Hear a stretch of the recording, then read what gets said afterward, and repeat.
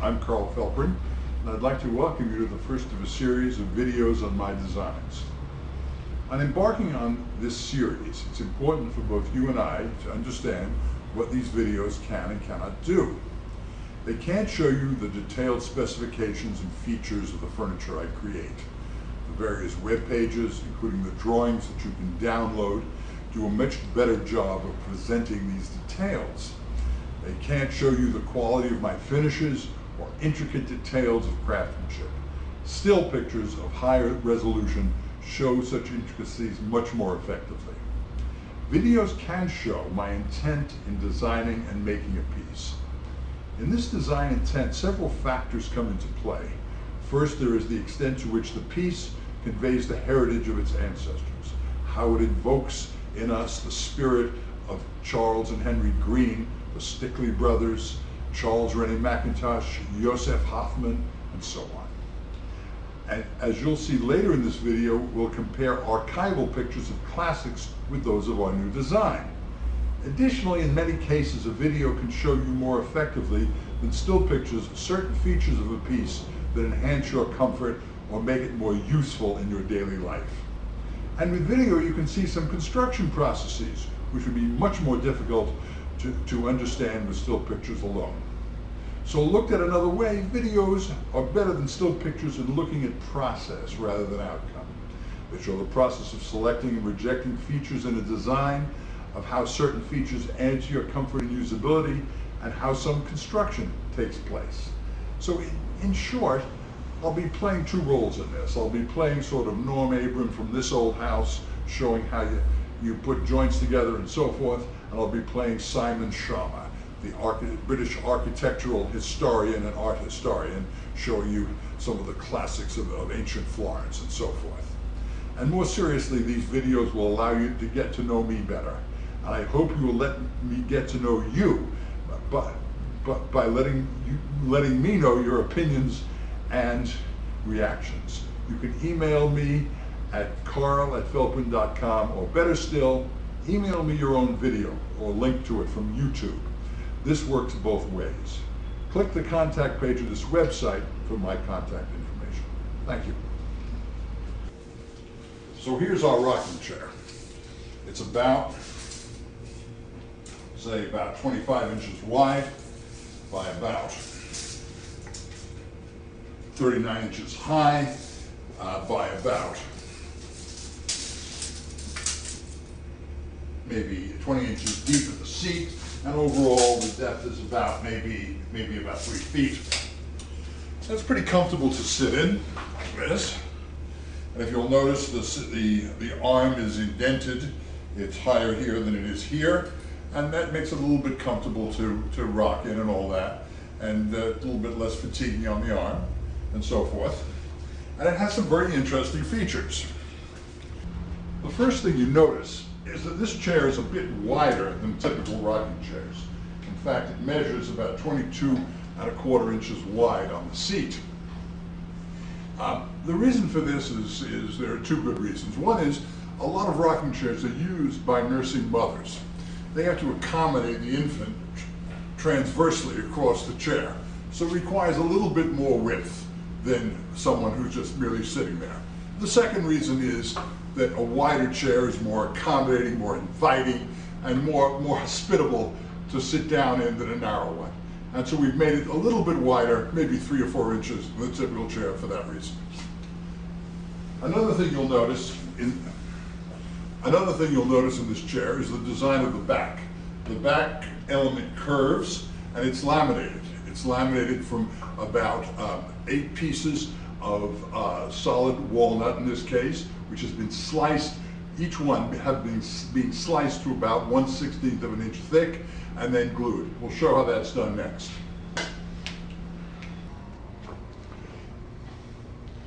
To glue the walnut, we start with pieces 1/16 of an inch thick, such as this.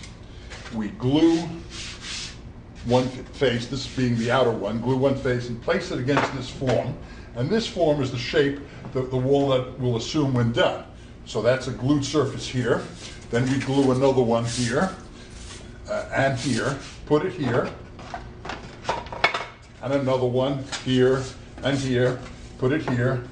We've got 3 so far, and we're going to get a total of about 8 to get our 1/2 inch thickness. Then we take each thing starting in the center, we push this in, and we have these clamps. We clamp it, and we clamp it like that. Then we take the next one, clamp it like this, and so forth until it's tight.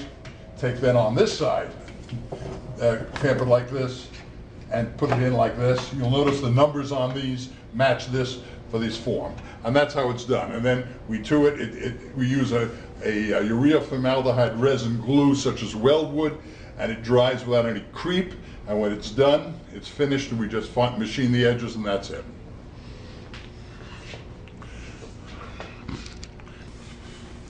And here's a typical laminated piece from another chair when it's done, and this is what it looks like until it's machined.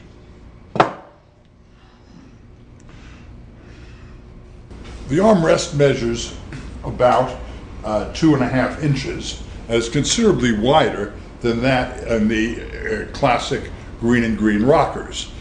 Today, chairs tend to be more comfortable than they were 100 years ago.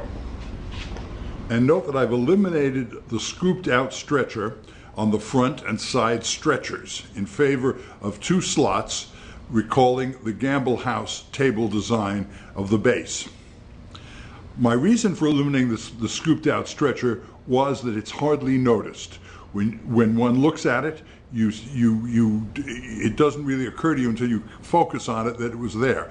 I think that's because it's been used so much on arts and crafts furniture that it's become almost a cliche, and I think it's time for a change. My original inspiration for this rocking chair were the various rockers and dining chairs that Charles and Henry Green designed for the Gamble House. This house, built and furnished between 1907 and 1910 on Westmoreland Place in Pasadena, is now a museum owned by the city of Pasadena and operated by the University of Southern California. It is well worth a visit. The Gamble House living room rocking chair, shown here, has several features that inspired me. First, it is a relatively wide rocking chair. According to Edward R. Bosley, author of Green and Green, all of the chairs in the house had a wider seat and back. This was at the request of the owner's wife, Mary Huggins Gamble. Note the scooped-out horizontal stretcher below the seat. This will be noted later.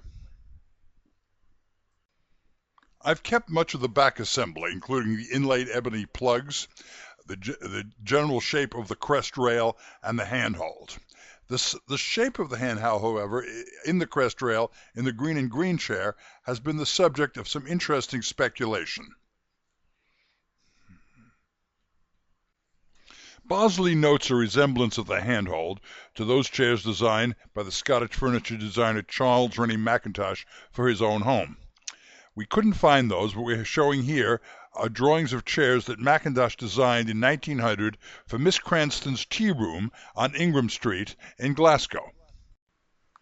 Note that there is a strong similarity between the Gamble House living room rocker handhold and that of the tea room chairs. On the other hand, my friend Darrell Pert, in his book, Green and Green Design Elements for the Workshop, notes that Charles Green had a collection of tsubas and frequently used these decorative shapes in his design. The tsuba is a plate that functions as a shield and a Japanese sword between the blade and the handle. My hunch is that both Charles Green and Charles Rennie Mackintosh were both afflicted with the Japonisme of the late 19th century. As Japan opened to the West, Japanese ideas made their way into both European and American culture and art forms. In this close-up of the Gamble living room armchair, I used the unusual shape of the top of the arm shown in this close-up. I also added a scoop out to the bottom. This is the Gamble House guest room rocker. It is lighter than the living room version. I found the backward arching front leg particularly attractive and incorporated it. When I first saw this chair, it appeared somehow out of place in the Gamble House. It seemed way ahead of its time, incorporating many design elements that would be introduced in the 1940s by such designers as Charles Eames and Hans Wegner. And here is the famous China chair, created by Hans Wegner in 1944. Notice the horizontal front stretcher with a scooped-out front, almost identical to the Gamble House living room rocker, and the backward-leaning top of the front legs. Seeing these two great chairs, created 40 years apart, makes me realize that both the Greens and Hans Wegner both belong to an arts and crafts design movement that did not end with the First World War, but rather has continued, in spurts to be sure, to this day. Clearly the bending and laminating processes that made the China chair possible were not available in the Greens' time. But Wegner claimed that the name and design were inspired by the elements of 16th century Ming Dynasty furniture from China. Very possibly that same Ming Dynasty influence reached across the sea to Japan and gave us the tsuba as well. Or maybe the opposite direction, that Japan gave the Ming style to China. It does not really matter. So our videos had two major parts. First, we explored some of the major features of our rocking chair. Next, we showed the various ancestors of the chair, highlighting those features that we chose to incorporate and those that we chose to eliminate. I feel the most important lesson of this process of construction and deconstruction is that the furniture design is a dynamic process in which the past is deconstructed to see if its various elements make sense in the light of the technology of today and the way we live now.